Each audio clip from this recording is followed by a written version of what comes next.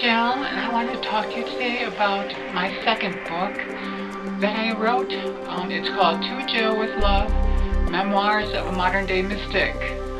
This book is about my experiences and challenges while being initiated into the mystical spiritual path at Lowy's temple many years ago. Some of the stories that I talk about are very ordinary stories that many of you will be able to identify with, and some of the stories are very supernatural, things that happen to me that are very difficult to explain and part of the Lotus Temple tradition. One story that I wanted to talk to you a little bit about is called, so you get an idea of some of the stories, is called the Zen Moment. And the Zen Moment happened during my initiation into Lotus Temple. It was about a third of the way through the training, and I was also going through with a fellow priest, and his name was Dan, who was also going through the training. And anyway, the guru who was teaching us at the time, we were there for our regular teachings, and the guru first he asked me, he says, "Do you know what Zen is?" And I had a little experience of Zen, reading D.D. Suzuki and doing some of the different Zen meditations, so I told him I had some familiarity with Zen.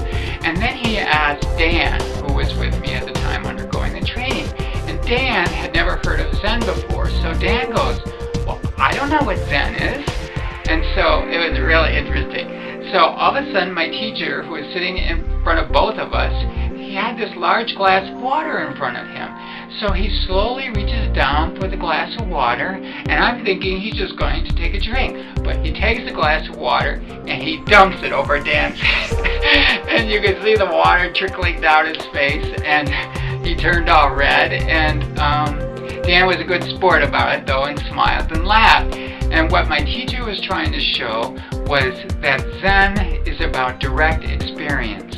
It tries to get past the logical mind to experience life directly without the thinking coming in. Kind of like trying to describe what a strawberry tastes like to somebody who's never had a strawberry before. It's very hard to do unless you've experienced it.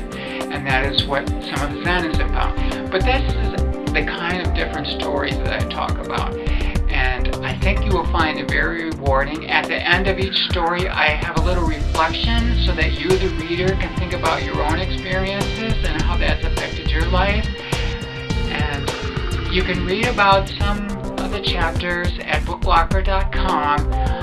And I hope you will take a chance to read it and know that there is light at the end of the tunnel. Thank you.